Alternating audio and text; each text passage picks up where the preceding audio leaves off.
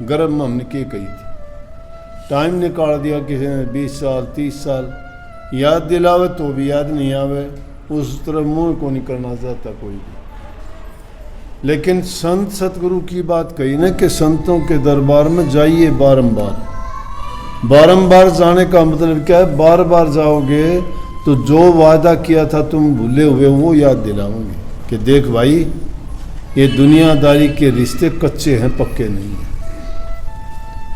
कोई भी हमारा साथी, कोई भी सहाई, कोई भी हमारा हितकारी नहीं है। इनसे हमारा कोई हित नहीं होगा, कोई हमारी स्वार्थ पूर्ति नहीं होगी। हमारा कल्याण अगर होगा तो गुरु के द्वारा होगा। वो क्यों होगा? कि गुरु हमें भक्ति का रास्ता बताओगा, और किसी के पास ये रास्ता नहीं है, और किसी में योनि में ये रास्ता नहीं है। इसलिए संत सतगुरु जानते हैं कि किस प्रकार से ये जीव वापिस जा सकता है, क्यों, और इसलिए उनका रास्ता क्या है? जिसको हम नाम भक्ति कहते हैं, गुरु मंत्र कहते हैं, उपदेश कहते हैं। उसमें वो भेद होता है कि किस किस मंजिल से आके रूह इस दुनिया में उतरी थी और ये वापस कैसे जाए, वापस कैसे जाए अपने घर। वो जब सतगुरु बार बार याद दिलाता है कि भक्ति करो, तुम्हारा कल्याण उसमें है। दुनिया के पदार्थों की होड़ में लग के इस कीमती जीवन को बर्बाद ना करो। नशे विषय विकारों में पड़ के तुम अपने जीवन को, जो थोड़ा समय है, ज़्यादा नहीं है, देखने में लगता है खुश होते हैं, जन्म होने के बाद खुशियाँ मनाते हैं, अब 2 साल का हो गया, 5 का हो गया, 10 का, 20, 50 का हो गया, लेकिन वो उम्र जो घटती जाती है वो बढ़ती नहीं है। खुशी नहीं, उसमें पछतावा करना चाहिए कि जो किसी की पूंजी घटती है तो खुश थोड़ा होता है उसको देख के। लेकिन ये भी इंसान को एक भूल लगी है, ये उम्र के साथ जो बढ़ती जाती है खुश होता है, लेकिन पता कब चलता है? जब चौथे पढ़ में चला जाता है। फिर इसको जो बात संत इसको जवान उम्र में बताते हैं कि कोई साथी सहाय नहीं है तुम्हारा, और जब वास्तविकता सामने आती है उस उम्र में कोई साथी नहीं होता। किसी को बोल अच्छा नहीं लगता, किसी को तुम्हारा चेहरा अच्छा नहीं लगता, शक्ल बिगड़ जाती है।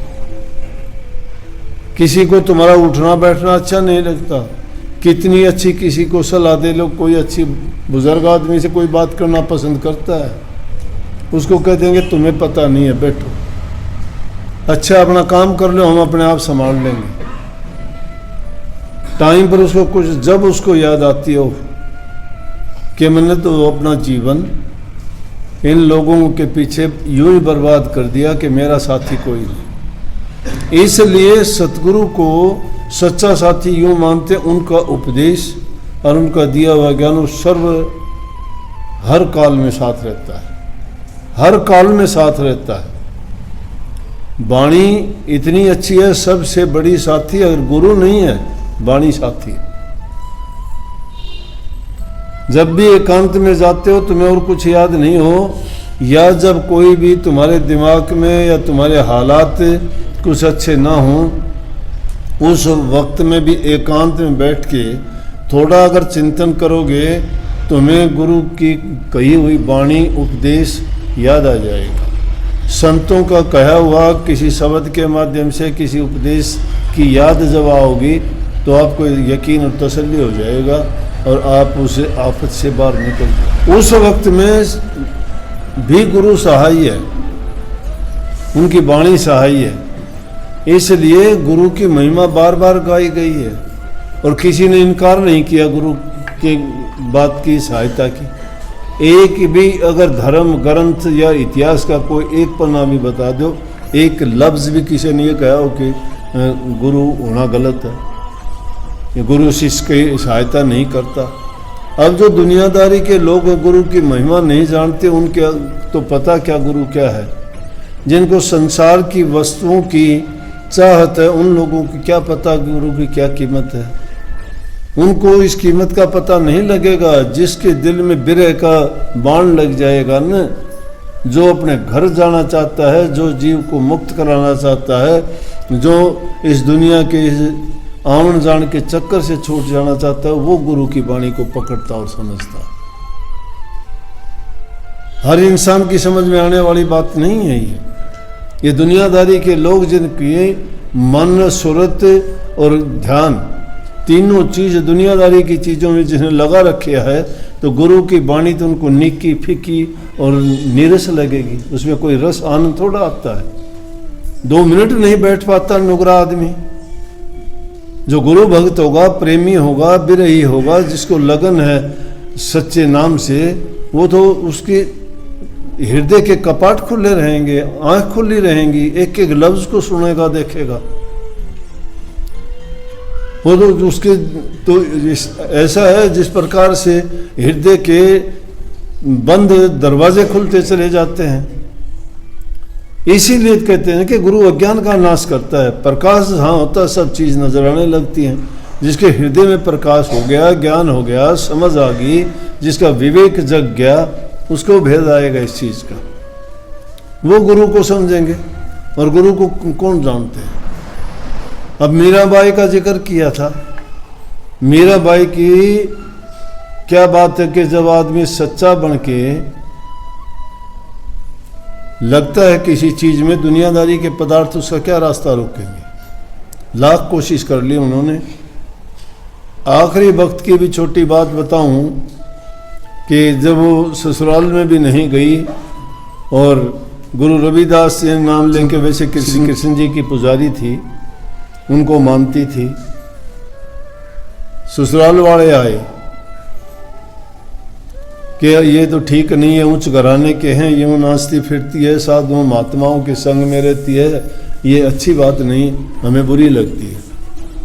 कहने लगे तुम हमारे घर चल। उसने सोचा ससुराल अगर वापस जाऊंगी, जिसको छोड़ के आई थी, तो वहाँ मेरी ठीक रह नहीं सकती, घर में भी जाऊंगी तो मेरी उनके साथ भी नहीं निभ सकती। जब ज़्यादा जिद की तो कहने लगी अच्छा मैं चलती हूँ तुम्हारे साथ में, और मुझे एक बार मंदिर में थोड़ी पूजा कर लेंगे। वो मंदिर में जाके बैठे, कहते श्री कृष्ण जी की मूर्ति में जब वो बैठे थे सब, कहने लगे अच्छा इसको पूजा कर लेने दे, हम बैठे हैं। मीराबाई की सिर्फ साड़ी मिली, वो भी कृष्ण जी से लिपटी हुई। मीराबाई थी नहीं। तो इन बातों पर दूसरा आदमी एतबार विश्वास कर लेगा कि पाखंड कहेगा। लेकिन जिन्होंने अपनी रूह उस घर में भेजती हो, वो कुछ का कुछ जो मालिक ऐसे ऐसे वो दिखा देगा आश्चर्य, कि जिन पर यकीन करना ही मुश्किल हो जाएगा। हर इंसान के मन में संदेह पैदा हो जाएगा। सच्ची लगन का जब लगन लग जाती है तो वो नहीं देखता, ना घर देखता, ना परिवार देखता है, ना वो अपने जाति को देखता है। जिसको ज्ञान मिल गया उसके लिए गुरु सर्वस्व है। गुरु अगर झूठी भी कहता है, क्यों सब संतों ने कह दी कि गुरु अगर तुम्हें झूठा साचा जैसा भी, चाहे जाहिर में हमें लगता है कि इससे हमारा नुकसान होगा, और वो गुरु का वचन जब मान लेता है तो बाद में देखता है कि वाकई में ये तेरे लिए बड़ा हितकारी था। अब इस बात पर गौर करोगे तो फिर आपके सामने बात आ जाएगी कि गुरु की वाणी निष्पक्ष है, निस्वार्थ है, वो तुम्हारे ही हित के लिए है। अगर जिसमें जिसका हित होता है उसकी वाणी में तर्क वितर्क हो जाता है, फर्क आता है। उसकी वाणी क्योंकि वो पक्षपात पूर्ण होती है, एक का पक्ष करती है तो दूसरे को उसमें नुकसान देती है, वो एक क्योंकि पक्ष हो गया। लेकिन गुरु जब किसी को उपदेश करता है, शिक्षा देता है, उसमें पक्ष नहीं करता। तो कोई भी चीज अगर प्रेम में आके तो कुछ भी बोलोगे ना, वो सत्य हो जाएगी। प्रेम ये नहीं कहूँगा, प्रेम बहुत बड़ी चीज है, भक्ति का रूप प्रेम है। प्रेम के बिना भक्ति नहीं होती, प्रेम के बिना भक्ति नहीं होती है। ये तो बात सत्य थी। लेकिन तूने भी जो लिखा उसमें गलत सही तूने नहीं देखा, प्रेम के बारे में लिखा। उस प्रेम में जो बात जुड़ती चली गई उसमें नहीं देखा गया कि मैं जो लिखने लग रहा हूं उसमें क्या है, वो भी प्रेम है। प्रेम में एक छोटा बच्चा प्रेम करता है अपने माँ बाप से, उनका नाम वो लेना भी नहीं जानता, किसी चीज वस्तु का नाम नहीं लेना जानता, क्योंकि स्वामी जी महाराज ने खुद लिखा है प्रेम के बारे में, प्रेमी सुनो प्रेम की बात, सेवा करो प्रेम से गुरु की, और दर्शन पर बलबल जात, बचन प्यारे गुरु के ऐसे जस माता सु तोतरी बात, उठत बैठत सोवत जागत गुरु की वा बिसर नहीं जात, ऐसी लगन गुरु संग जाकी सो गुरमुख परमार्थ पात, ऐसी लगन नहीं है जाकी सो सब पाखंड की बात में आ जाते हैं, उनकी सच्ची बात नहीं है। तो प्रेमियों के लिए कि प्रेमी सुनो प्रेम की बात, प्रेम भक्ति का रूप है, उसमें वो नहीं देखता मीरा जी को जहर दिया, पता था जहर है, कह के देते हैं, धोखा नहीं था, कहते हैं कि धोखा हो नहीं, बता दिया था जहर है। लेकिन जिसने अपने दिल में जो बैठा रखा था वो जहर उस पर क्या असर करेगा? असर कब करता है हमारे ऊपर? जब हम दिल में रहते, जो दिल में था ही नहीं, जिसने दिल के अपना सब कुछ ही निकाल के उनके इष्ट के चरणों में भेज दिया, उसको क्या असर करेगी वो चीज? इसीलिए भक्तों को, महापुरुषों को, संतों को लोगों ने बुरे से बुरा कहा, बुरी आलोचनाएं हुई, कितनी प्रताड़ना दुख दिए गए, लेकिन वो हंसते रहे, टालते रहे, कभी उन्होंने जवाब नहीं दिया। क्यों नहीं जवाब दिया? उससे दो कारण है। नंबर एक तो अज्ञानी है, वो अज्ञान मानते इसका अज्ञान है। दूसरी बात है कि ये उसका कर्म है, कर्म जो भी करेगा, कर्म बोलने से करने से उसी वक्त कर्म फल बन जाता है। कर्म कोई भी हो, अच्छा है बुरा है, कर्म फल उसी टाइम बन जाएगा। लाख कोशिश करोगे उस टाइम उसका लेखा जोखा आप पूरा नहीं कर सकते, भुगतना ही पड़ेगा। कर्म जो बन गया उस मिट नहीं सकता कोई, किसी से मिटा ही नहीं। अवतारी पुरुषों ने भी भोग्या, संतों ने भी भोग्या। तीसरी बात, संतों ने हंसते हंसते भोग लिया, क्यों? वो जानते थे कि ये भी मेरा कोई कर्म का फल है। चौथी चीज, संत उसको परमात्मा के द्वारा ली गई परीक्षा मानते हैं कि तेरी परीक्षा ले रहे हैं, तेरी धैर्य की, तेरी सहनशीलता की, कि कितना तू सहज है इन बातों में, और तू उसमें डिगता नहीं। तो क्यों कही कि ताऊंगा तपाऊंगा नखते तारूं खाल, मेरा भगत नहीं डिगे तो पल में कर दूं निहार। बात बड़ी अटपटी, अटपटी बात क्यों है? समझ में नहीं आती, बुरी लगती है कि कैसे हो जाएगा ये, कैसे कोई बर्दाश्त कर लेगा। कबीर साहब की वाणी है, झटपट लखे ना कोई, जो मन की खटपट मिटे तो चटपट दर्शन हो। मन की खटपट नहीं मिटती, मन संदेह पैदा कर देता है, मन संदेह पैदा कर देता है। क्यों? कि देखते कुछ है, मिलता कुछ है। ये आंखें भी धोखा खाती हैं, ये कान भी धोखा खाते हैं, हमारा दिमाग भी धोखा खाता है, गलत सोचता है, गलत सोच लेता है। क्यों? इसका दिमाग तो किसी की कही हुई बात करता है, ज्ञान इंद्रियां जो संदेश इसको भेजती हैं उसका एनालिसिस करके काम करता है। ये जब गलत संदेश दे देंगे वो सही कैसे करेगा? वहां मन बुद्धि चित्त अहंकार की बैठक होती है और वहां विवेक फैसला करता है। जो विवेक फैसला करता है, इतना किसी को समय नहीं है, चिंतन नहीं करते, छोटी सी बात कही जाती है। एक वाणी में और गलत कह गया था कि भाई वो बात ज्ञानियों ने बता दी। ज्ञानी क्या बात बताएंगे? विद्वानों के ज्ञानियों की बात आई थी, विद्वान और ज्ञानी क्या बताएंगे? ज्ञान है, इन माताओं बहनों को रसोई का ज्ञान सारा कुछ का कुछ बना देंगे, ज्ञान है, उस वस्तु के बारे में ज्ञान है। परंतु दुनियादारी की चीजों का ज्ञान कोई ज्ञान नहीं। ब्रह्म ज्ञान जब तक इंसान को ब्रह्म ज्ञान होगा, किस चीज से? अभ्यास के द्वारा, नाम के सिमरण के द्वारा, उसके चिंतन के द्वारा, मन की एकाग्रता के द्वारा। जब तक तुम अपने आप में सिमट नहीं जाते, जब तक मन की वृत्तियों को तुम एकाग्र नहीं कर लेते, थोड़े समय के लिए भी तुम एकांत में जब जाते हो तब भी, चाहे आप कुछ भी ना करो, मैं कहता हूं कुछ भी ना करो, आराम से लेटे रहो, ना आंख मूंदने की जरूरत, ना कान बंद करने की। मन की एकाग्रता के द्वारा जब तक तुम अपने आप में सिमट नहीं जाते, जब तक मन की वृत्तियों को तुम एकाग्र नहीं कर लेते, थोड़े समय के लिए भी तुम एकांत में जब जाते हो तब भी, चाहे आप कुछ भी ना करो, मैं कहता हूं कुछ भी ना करो, आराम से लेटे रहो, ना आंख मूंदने की जरूरत, ना कान बंद करने की जरूरत, कुछ भी नहीं करने की चिंतन करो। उस टाइम में सहज भाव में तुम्हें इतना अनुभव हो जाएगा कि आप मान जाओगे, तुम्हें देखते देखते पता लग जाए, अपने होश भी खो दोगे। लेकिन वहाँ एकाग्रता की आवश्यकता पड़ती, फिर ध्यान नहीं जाएगा तुम्हारा कहीं भी। कबीर साहब ने क्यों कही कि आंख न मूंदूं, कान न रोंदूं, काया कष्ट न धारुर, खुली आंखें हंस हंस देखूं, सुंदर रूप निहार। आंख कान ये बंद करने नए आदमी के लिए आवश्यक है।